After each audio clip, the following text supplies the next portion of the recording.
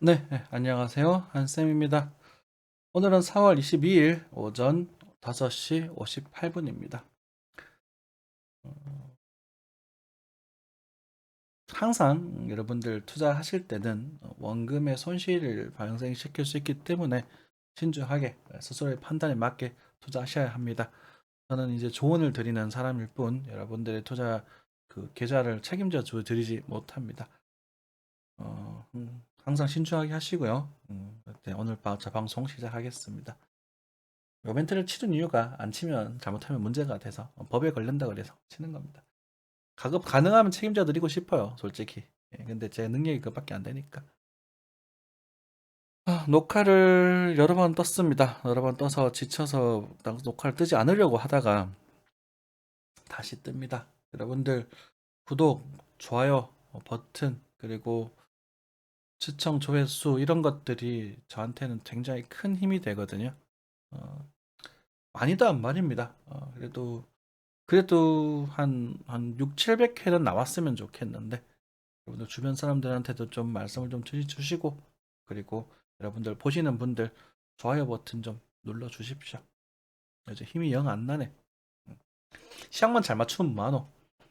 여러분들이 저를 막 이렇게 좀 뭐라고 할까요? 이렇게 열심히 좀 잘 봐주시고, 이게 소통도 잘 되고 이러면 더 좋겠는데. 제가 관종이라서 그래요. 뉴스를 세 번이나 읽었는데요. 다시 한번 읽도록 하겠습니다. 긴축의 더, 적자의 더, 저성장의 더, 삼정 트롯에 갈린 갇힌 글로벌 금융시장. 예정된 악재죠, 여러분들. 예정된 장기 악재였습니다. 뭐 악재라고 할 것까지는 없는데요. 사실 장기적으로 예정됐던 긴축 정책이었습니다. 코로나 3년 전 코로나로 인해서 3년 2년 반 정도 됐나요? 3년 정도 다 돼가는 것 같은데 너무 많은 물량의 돈을 찍어냈단 말입니다. 그러다 보니 우리가 물가가 많이 올랐잖아요. 그죠? 물가가 오르고 소비자 물가 지수가 오르고 국밥값이 안 그래서 만 원 하는 그런 더러운 세상인데 서울은 더 비쌀지도 모르겠습니다.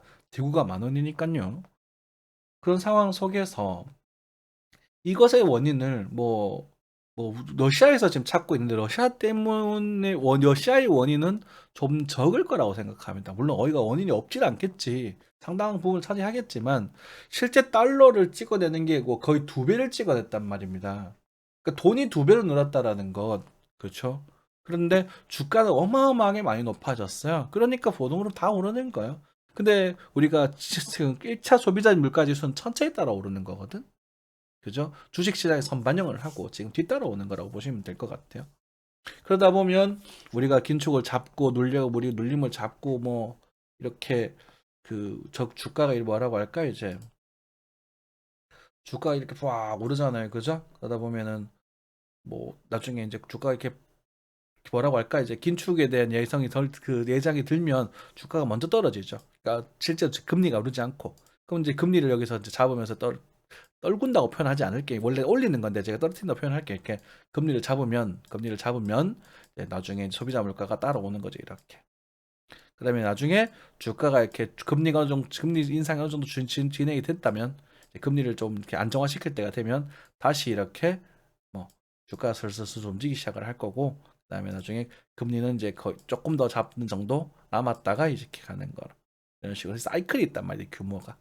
그러니까 우리가 주가의 고점 작년부터 말씀드렸잖아요 이거를. 그러니까 작년에부터 계속 조심하셔야 된다고.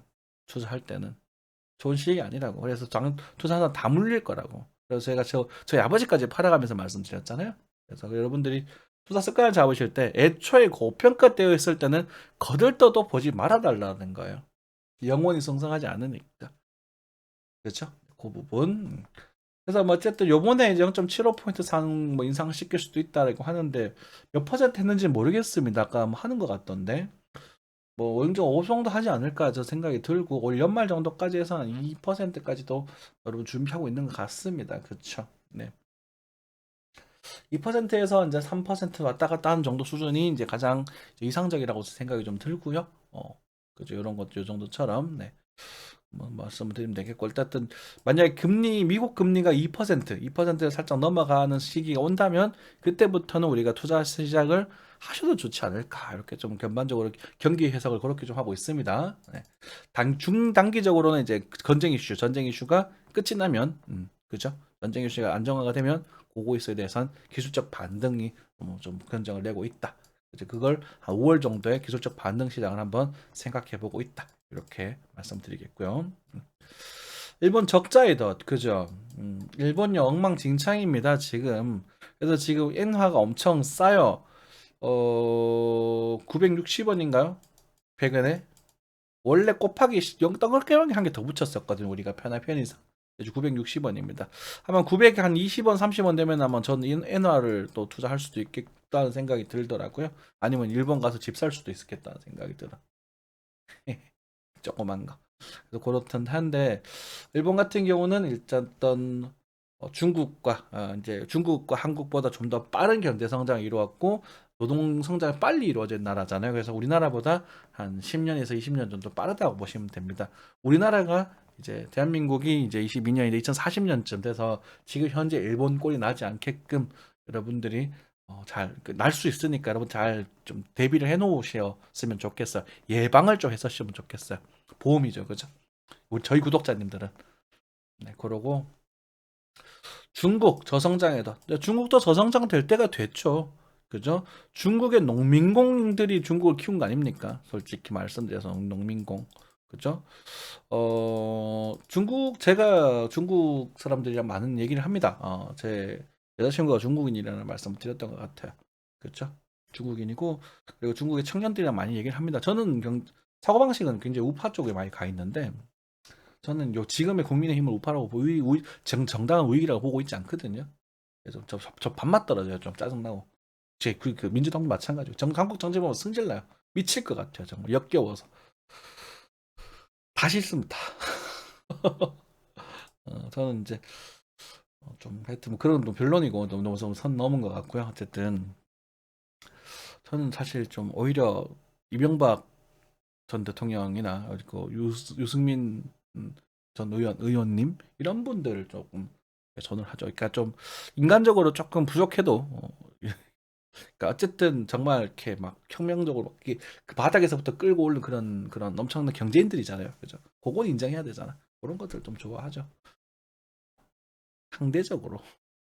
그죠? 과오를 따지자면 끝도 없으니까 말 거기까지만 할게요. 어쨌든 자꾸 얘기 좀 샜는데 어 그런 얘기들을 들어보면 이제 중국의 경제라던가 이런 것들 제 어쪽에 좀 나이가 있으신 분들 얘기를 또 들어보게 되면 중국은 농민공들이 캐리한 거죠. 그죠? 덩샤오평, 등소평 시절에 이제 개발을 하면서 농민공의 힘으로 올린 겁니다. 그렇죠? 근데 지금 중국은 금리를 인하하고 있어요. 금리를 인하한데도 불구하고 지금 원화보다 그 위안화가 가치가 더 높거든요. 점점 더 높아지고 있거든요. 이 말인즉슨 개인적인 생각은 지금 이놈들이 이렇게 그러니까 우리가 중국이란 나라 전체를 미워하지는 맙시다. 또 의식 수준 솔직히 좀 떨어지고 우리처럼 그렇게 막 정의로운 그런 사고방식보다는 좀 이기적인 사람들이 좀 많은 건 사실이에요. 근데 그 사람들이 잘못하다가 이제 잡혀갔으니까 그렇다고 하더라고. 옆에 뭐 하다가 잘못하면 잡혀가고 두드려 맞고 죽고 뭐 이런 것들이 많아서 그런 의식이 좀 생긴 게 아닌가 싶은데 뭐 그걸 변화하는 건 아니고 어쨌든 중공은 욕을 먹어야 되잖아요. 그죠? 중공의 이런 지금 이제 시진핑이죠. 스끈평 씨. 네. 중공 시진핑 옆에 있는 그 경제를 권한 사람이 있어요. 그 사람이 그 1대1로 사업을 하면서 제 추측입니다. 1대1로 사업을 하면서 얘네들이 인프라를 구축해 나가려고 노력하는 게 아닌가라는 생각이 듭니다. 그러니까 어떤 사람들은 뭐 나쁘게 볼 수 있겠지만 중국 입장에서 생각을 해보면 지금 달러의 지배력을 막기 달러를 빌려서 지금 얘네들이 키우고 있는 거거든. 그럼 이 위안을 다시 빌려주는 거라. 다시 대출을 해주는 거지. 대출 돌려받기 하는 거죠, 사실 말해서.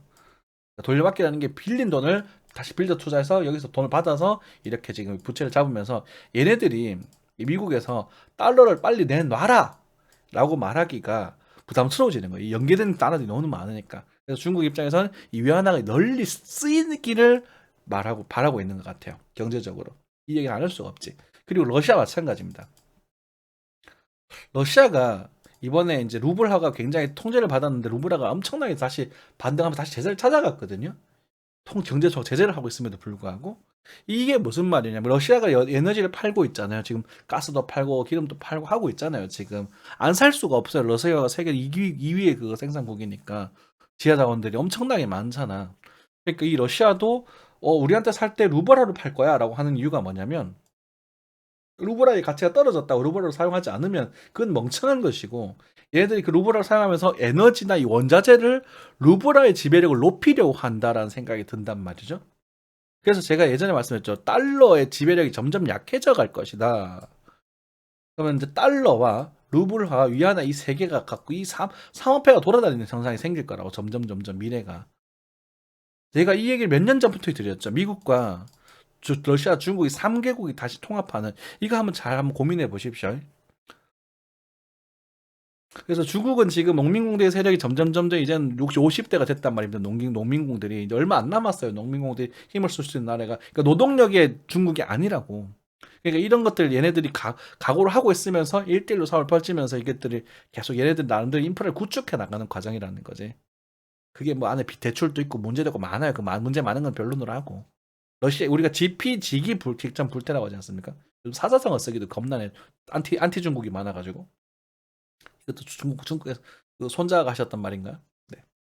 아무튼 요것도 그렇고. 그래서 여러분들 요 세 가지를 조금 염두를 하시면서 우리 경제 투자하는데 좀 그럴 수 있겠구나라고 생각하시면서 한번 이런 의견도 있구나라고 생각하시면서 한번 진행하셨으면 좋겠습니다. 제가 지금 말을 똑같은 말 계속 반복하는 거 머리가 지금 멍해서 그래요. 그냥 진행할게요. 하도 여러 번 해가지고 예. 하루에 몇 시간씩 들여서 하면 뭐하노. 좋아요도 안 눌러주는데 서운하다. 자, 미국 금리 인상, 중저성장, 외풍 흔들림 원화가 지금 워낙 흔들리고 있죠. 그래서 아마 달러 환율은 한 1300에서 1400원 정도까지는 염두를 하고 계셔야 될 겁니다. 그건 뭐 끝까지 갈 거다라는 건 아니라 그 정도까지는 우리가 경제를 좀 버틸 수 있는 여력이 있다. 그리고 그 위로 넘어가게 되면 한국에 있는 물품들이 경쟁력이 좋거든요. 품질 좋잖아, 솔직히. 왜 중국에서 그러니까 제가 중국 얘기 많이 드릴게요. 중국 사람들이 한국 물건을 되게 명품으로 생각해요. 명품으로. 그러다 보니까 그 뭐시기지? 예. 그게 가격 경쟁력이 돼. 생각보다 괜찮아. 그러니까 인지를 하고 있어. 그러니까 좋은 물건이라 생각하거든. 그래서 싸면 팔릴 겁니다. 그래서 그 정도 넘어가지는 않을 거야. 참고하시고 금리 인상기 선신성 대출을 하면 안 되죠. 이미 인상이 되고 있습니다. 한국 좀 더 빨리 인상을 하기 시작을 했죠. 그죠? 그래서 미국이 인상을 하면 맞춰서 움직이다가 한국의 금리는 미국보다 조금 더 높은 포인트에서 잡을 수밖에는 없다라는 점 염두해 두시고 계시고 대출한다고 막 여러분들 막 그 정부를 욕하고 이럴 거냐라는 부분에 있어서 욕을 못 합니다. 안 그러면 진짜 그 경제 폭망해요. 우리는 올려야 돼요. 우리 좀 이렇게 우리 사업 자체가 우리가 뭐 자주 자급자족 계산 사업값이 아니게 안 되기 때문에 그렇습니다. 이런 것들은 크게 이야기할 말 없는 것 같고요. OTT 넷플릭스 쭉 떨어질 때 됐지. 이죠? 코로나가 이제 위드 코로나로 넘어가게 되면서 넷플릭스 사업이 지금 이제는 시청자들이 줄어들 된 겁니다. 얘들이 얼마나 못됐냐면 우리 대기업들이 얼마나 못됐냐면 배민도 그렇고 지금 한때 코로나 사태 2년 정도 2년 넘게 겪으면서 이 새끼들이 돈 정책 패를 불렸잖아요. 그죠? 사람 새끼 믿을 수가 없어요, 전부 다. 이제 전부 다 현장으로 나가서 일을 하셔야 될 겁니다. 넷플릭스도 지금 너무 비쌌고요. 한 달에 한 12,000원 정도 프리미엄 기준으로 그 정도까지 내가 생각해 볼 수 있겠는데 너무 비싸요. 대체제도 많은데 이제는 저작권 조작가 투자 네 요거는 좀 말씀드리겠네요. 뮤직하우라고 해가지고 우리가 뭐 저작권으로 이렇게 분할 투자해서 뭐 싸게 사서 비싸게 파는 이런 것들이 있었거든요. 요것도 지금 증권으로 인정이 되고 있다. 그러면 지금 코인 NFT 말씀드렸죠. NFT 딱 주식 만들기 딱 좋은 거 아닙니까? 대체 불가 토큰 삼성 주식 하나 딱 좋잖아요. 그죠? 네. 주식으로 만들어지지 않을까라는 생각이 듭니다. 그래서 우리들 다 이제 전문 투자자 그 자격증을 따려고 노력을 하고 정식 투자 자문사를 차리려고 준비를 하고 있어요. 돈도 준다고요. 네, 미래학식 직장 옮기시는 거 파이팅 젊은 분들. 네, 파이팅 파이팅. 뒤쪽은 뭐 딱히 뭐 별 건 없었던 것 같습니다. 넘어갈게. 제녹한 게 퀄리티가 더 안 좋은 것 같은데 그래도 써야지 뭐 어쩌겠어요. 더는 못하겠다. 더는 못하겠다. 자, 증시 간단하게 보겠습니다. 증시도 딱히 지금은 뭐 언급 드릴 만한 요소가 없습니다. 우리가 어제인가요? 어제 증시에 꺾이는 부분이 있기 때문에 조심해야 된다는 말씀을 드렸고 매수는 하지 말아달라는 말씀을 드렸거든요.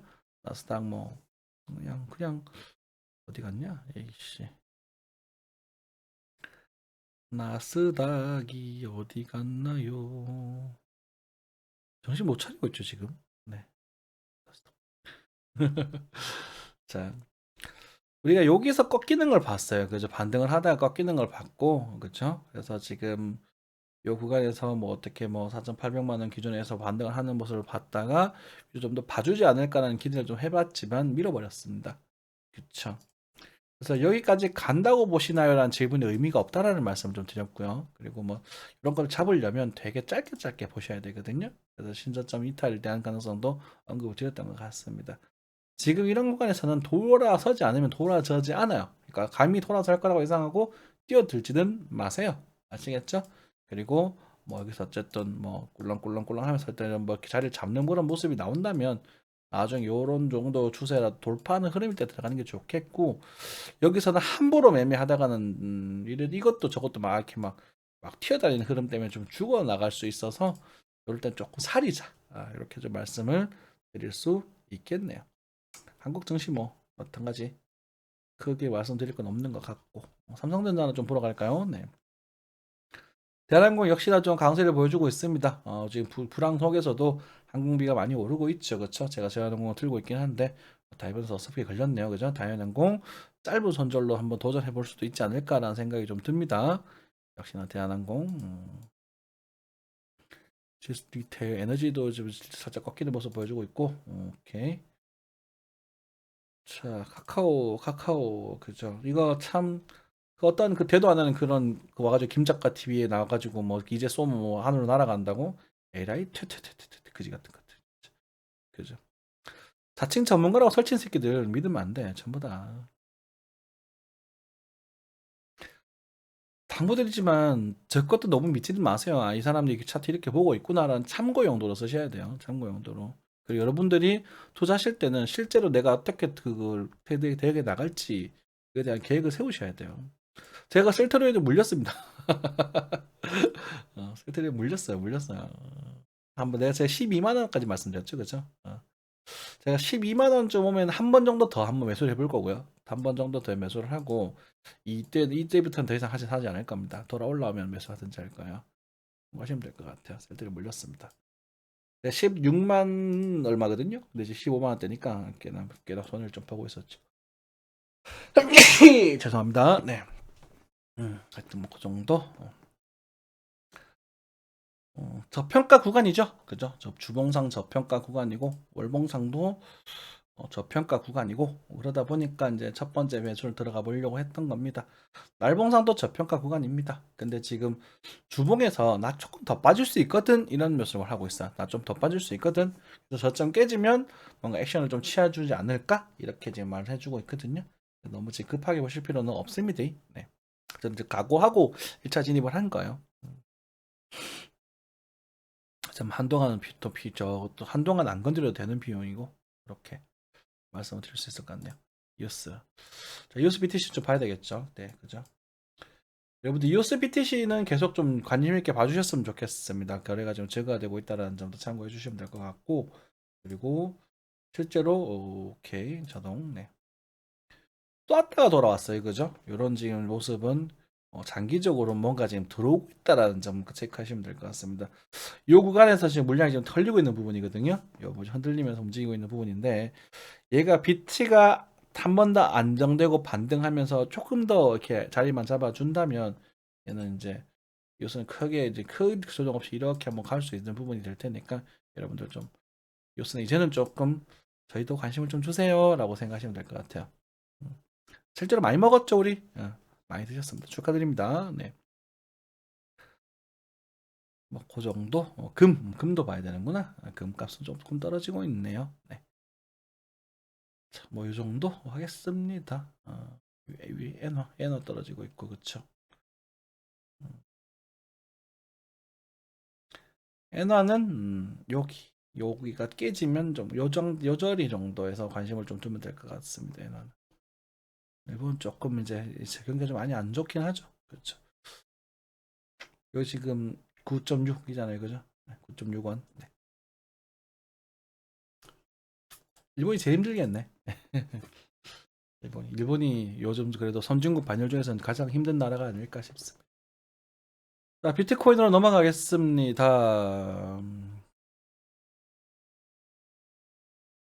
소소 하는 점 양해 부탁드리겠습니다.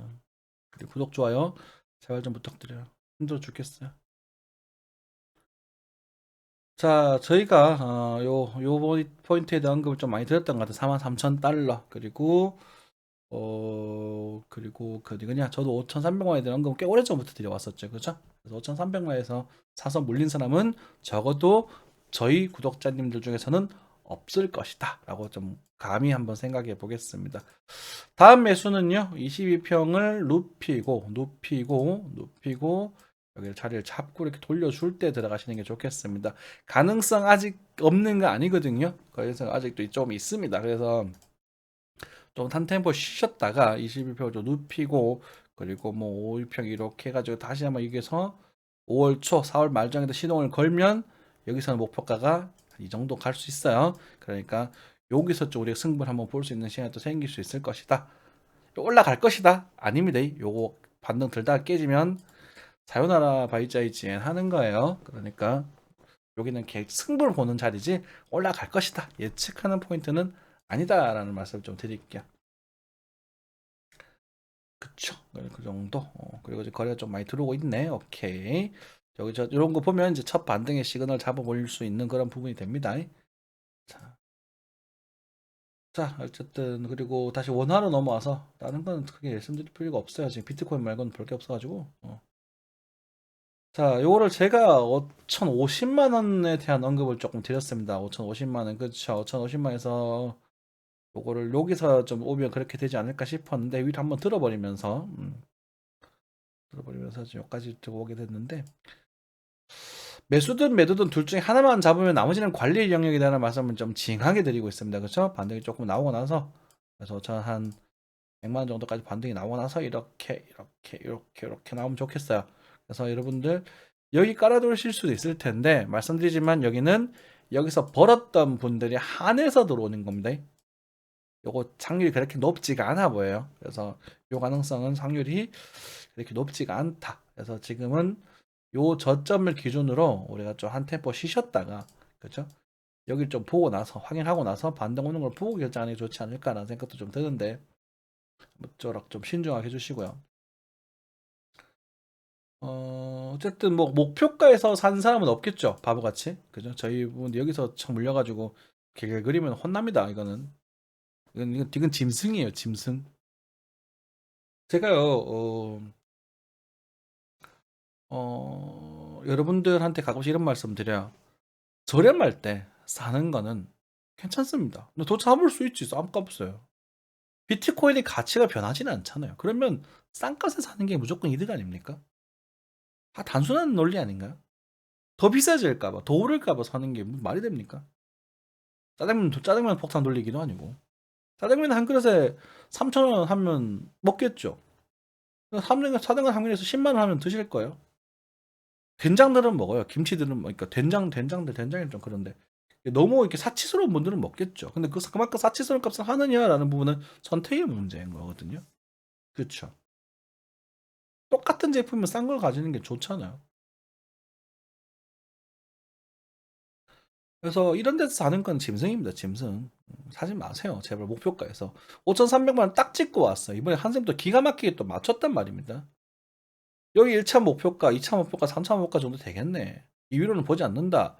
왜?